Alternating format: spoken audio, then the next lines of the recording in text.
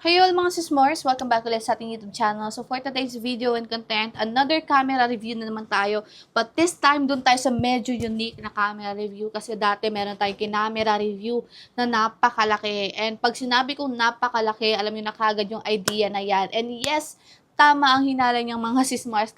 We have here iPad 9 Gen. So check natin yung camera nito, if okay ba yung camera niya at ano nga ba ang quality ng iPad 9 Gen. So tara mga sis Mars, check natin.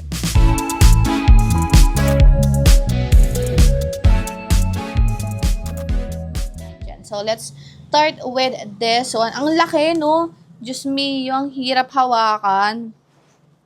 Okay? So we have here the 9th Gen. I don't know how. Ayan, ayan. So ganyan. Buti na lang medyo mahaba ang ating mga fingers. So, ganyan. So, we have here the photo. Ayan. Sa photo, you can zoom in up until 5. We also have here video in here, video recording. You can zoom in up until 3. Sa settings ng video recording, ipapakita ko sa inyo mamaya kung paano ayusin na. So, we also have a square in here, panorama. Ayan. Time-lapse. So, front-facing camera, of course, we also have time-lapse. And then, slow video recording. Ayan. Video recording, 1080p with 60 FPS. And then, photo. Ayan. You have an option to zoom out ng a little bit lang yung ating photo. So, we also have square and also panorama sa main camera yan. So, before we start pala, i-check muna natin yung camera settings na nito. So, camera settings. Camera. Okay. Wait lang. There you go. So, camera. Ayan o, sa record ng main camera, we have here 1080p with 60 FPS. Same resolution with the front-facing camera. So, that is our camera. So, let's start with the video recording. So, video sample of the main camera ng ating iPad 9 Gen. As you can see, ayan ang ating setup.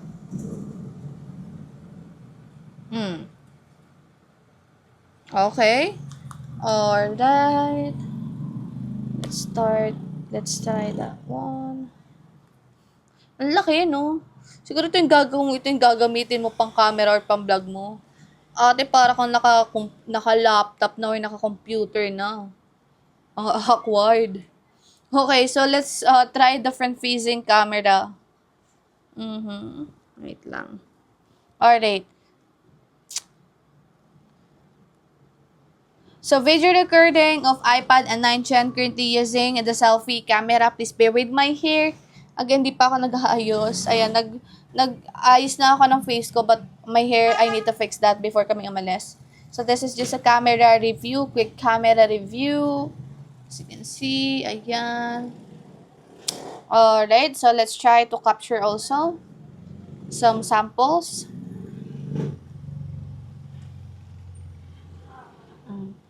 Okay, that one also. Let's try that.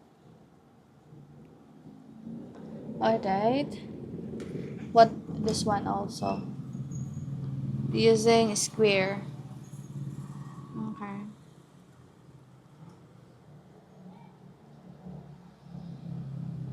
Okay, so let's try the selfie camera.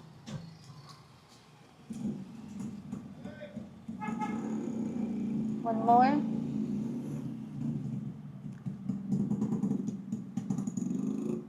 Ang laki. Ang hirap.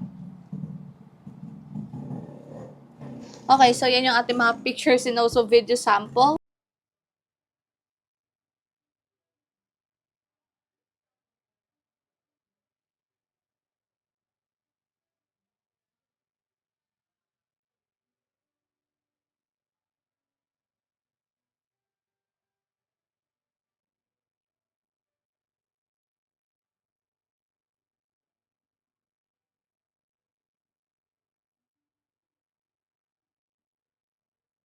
Video sample of the main camera ng ating iPad 9 Gen. As you can see, ayan ang ating setup.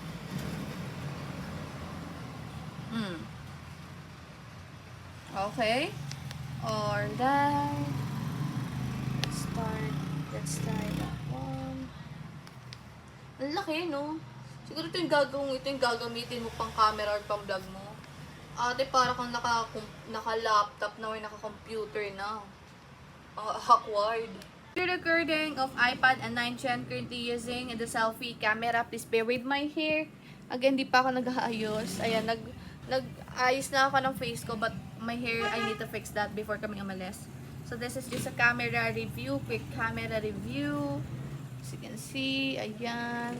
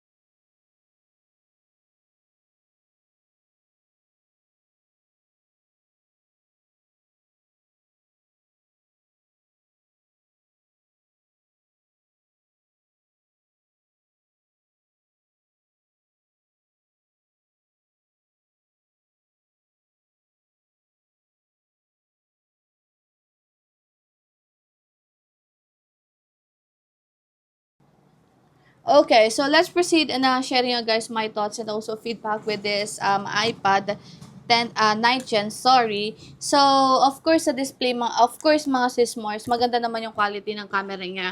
Pero, medyo blur kasi siya. Medyo, alam niyo, marami siya talagang noise at hindi naman ganun kalinaw yung camera niya. So, kung tatanungin niyo ako kung gusto niyo itong pang-vlog, mga sismores, or you want to use this one pang mga captures ng mga memories, I cannot recommend this iPad, of course, pagdating sa camera.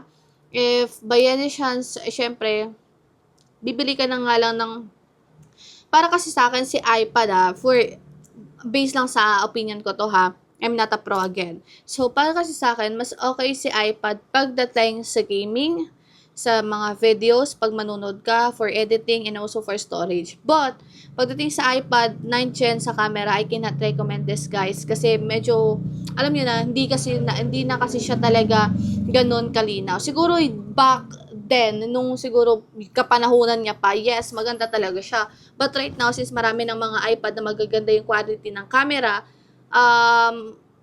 feel ko mga sismars, mas maganda na mag-purchase na lang kayo ng iPhone instead of purchasing iPad. So, for me, if you're going to purchase iPad 9 Gen, siguro for gaming na lang siya. For documents, lalo na sa mga students, yes.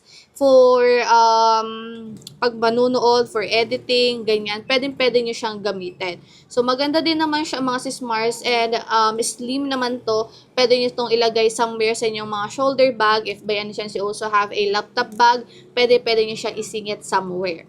So, so far mga sismars, yun lang ang ating camera review with this iPad 10th Gen.